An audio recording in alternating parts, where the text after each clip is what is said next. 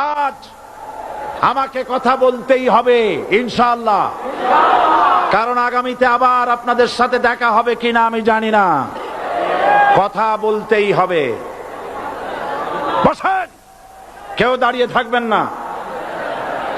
আমি দেখতে পাচ্ছি বাংলাদেশের ভাগ্য আকাশে উত্তর গগনে কালো মেঘ জমা হয়েছে। ঝড়ের পূর্বাভাস লক্ষ্য করছি। যদি মোকাবেলা করতে না পারেন সক্ষম ভাবে, এমন অন্ধকার গাঢ় কালো অমাবস্যার রাত আসতে পারে যার সুবে সাদেক হওয়া অসম্ভব। সুতরাং আপনারা কি কাপুরুষের মতো কাফের মুশরিকদের গোলামি করে মরতে চান?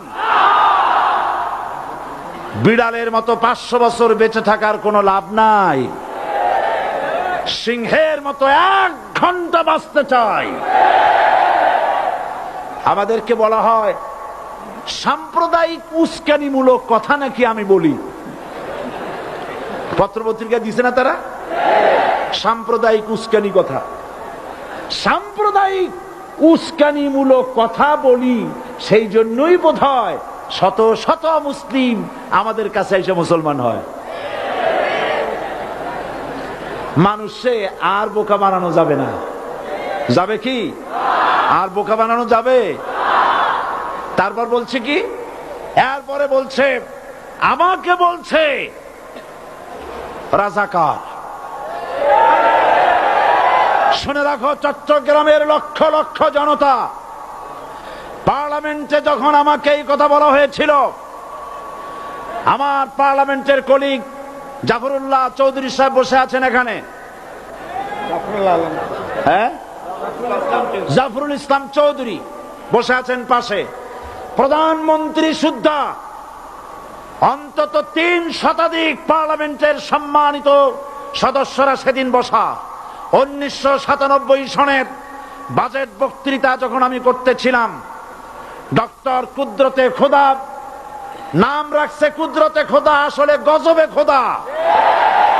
এ লোকটি নাস্তিক, ইসলামের চূড়ান্ত দুশমন। তার প্রণীত শিক্ষা ব্যবস্থার যখন সমালোচনা করছিলাম, ট্রেজারি বেঞ্চ থেকে আমাকে বলা হলো রাজাকার। আমি আমার সমস্ত শক্তি একত্রিত করে বলেছিলাম শুধুমাত্র হিন্দুস্তানের রাজাকারেরাই আমাকে রাজাকার বলতে পারে। আমি বলেছিলাম 1973 সন পর্যন্ত আমি বাংলাদেশের কোন রাজনৈতিক দলের নেতা এবং কর্মী ছিলাম না। আমি রাজাকার নই। আমাকে রাজাকার বলে যদি তাকেও প্রমাণ করতে না পারে 10 কোটি টাকার মানহানি মামলা দায়ের করব। আমার এই বক্তব্য সারা দুনিয়া শুনেছে। পার্লামেন্টে আমার এই বক্তব্য রেকর্ড হয়ে আছে। সেদিন 3 শতাধিক পার্লামেন্ট মেম্বারের কেউ আমার চ্যালেঞ্জ গ্রহণ করেন নাই।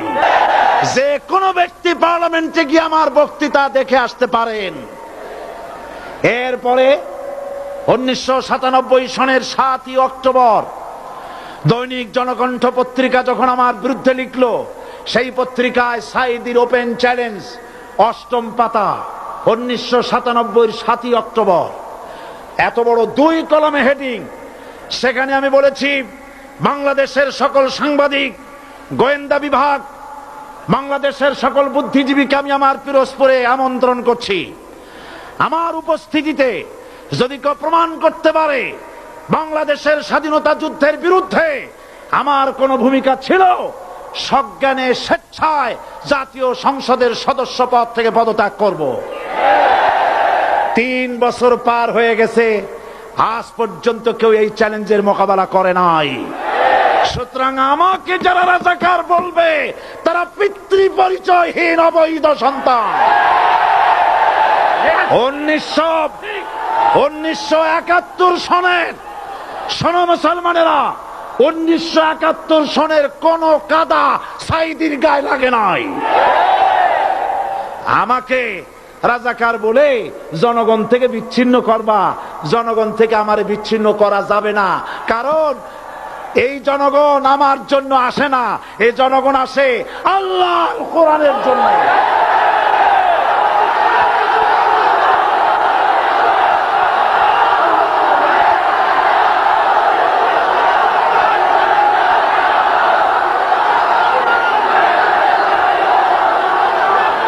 আজকে আর যারা ইসলামের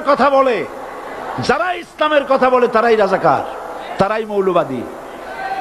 মৌলবাদী বললে আমরা অসন্তুষ্ট হই না, কারণ মৌলবাদী শব্দটা আসছে মূল থেকে। মৌল শব্দ এসেছে মূল থেকে। মূলবাদী তার মানে যারা মূলে আছে। মূল হলো কোরআন, মূল হলো হাদিস, মূল হলেন আল্লাহ, মূল হলেন আল্লাহ রসুল। আমরা আছি মূলে। এখন বলেন তো মূলের শক্তি বেশি না আগার শক্তি বেশি? আমাদের যারা মৌলবাদী বলে ওরা হলো আগাবাদী। মূলে আছে কত কোটি? 12 কোটি। মূলে আছে কত কোটি? আর আমাদের যারা মৌলবাদী বলে ওই থাকো গাছের আগায়, আমরা মূলে। লাভালাভি বেশি করবা না, 12 কোটিতে গাছের গোড়া আসতে নানা দেবে, মামু বাড়ি দিল্লি গিয়ে পড়বা, বাংলার জমিনে জায়গা হবে না। এ কথা বিশ্বাস করো। বাংলাদেশের মুসলমানদের শরীরে এক বিন্দু রক্ত থাকতে শয়তানের তৈরি করা ধর্ম নিরপেক্ষ মতবাদ বাংলার জমিনে কায়েম হতে দেওয়া হবে না, হবে না।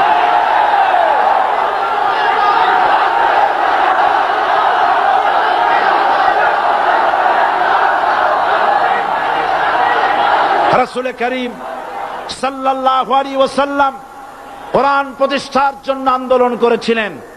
আয়াতুল কুরসি আমাদের সে কথাই শিখেছে। আল্লাহ রাব্বুল আলামিন বলেন, আল্লাহু লা ইলাহা ইল্লা হুয়াল হাইয়ুল কাইয়্যুম। প্রাণ খুলে পড়েন, আল্লাহু লা ইলাহা ইল্লা হুয়াল হাইয়ুল কাইয়্যুম। আল্লাহ হচ্ছেন তিনি, যিনি ছাড়া কোনো ইলাহা নাই, আইনদাতা নাই, বিধানদাতা নাই। আমরা মানুষের তৈরি করা আইন মানি না।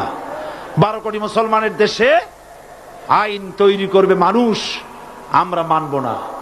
পার্লামেন্টে তৈরি হতে হবে কোরআন দিয়ে, পার্লামেন্টে আইন তৈরি হতে হবে কোরআন দিয়ে। সুতরাং ভয় যতই পান আর যতই ষড়যন্ত্র করেন, 4 দল যখন একত্রিত হয়েছে, ঐক্যবদ্ধ থাকবে, সরকার ঐক্যবদ্ধভাবে গঠন হবে, নির্বাচন ঐক্যবদ্ধভাবে হবে এবং কোরআন হবে, আল কোরআনের পার্লামেন্ট হবে বাংলাদেশে।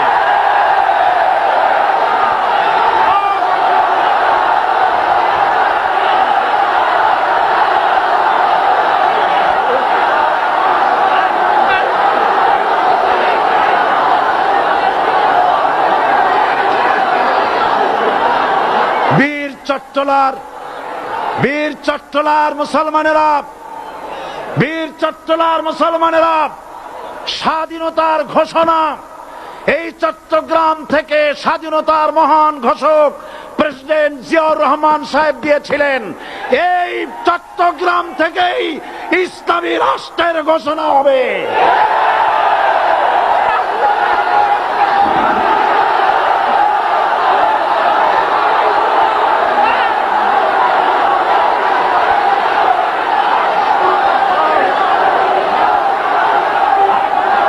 আশাবাদী আপনারা অবশ্যই তা পারবেন।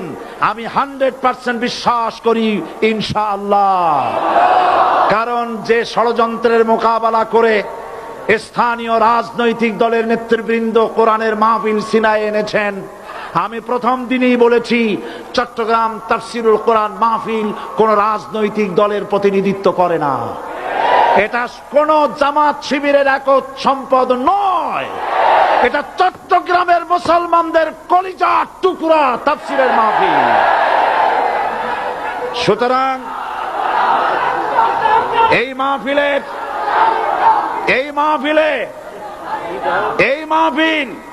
চট্টগ্রামে থাকবে ইনশাআল্লাহ কিয়ামত পর্যন্ত।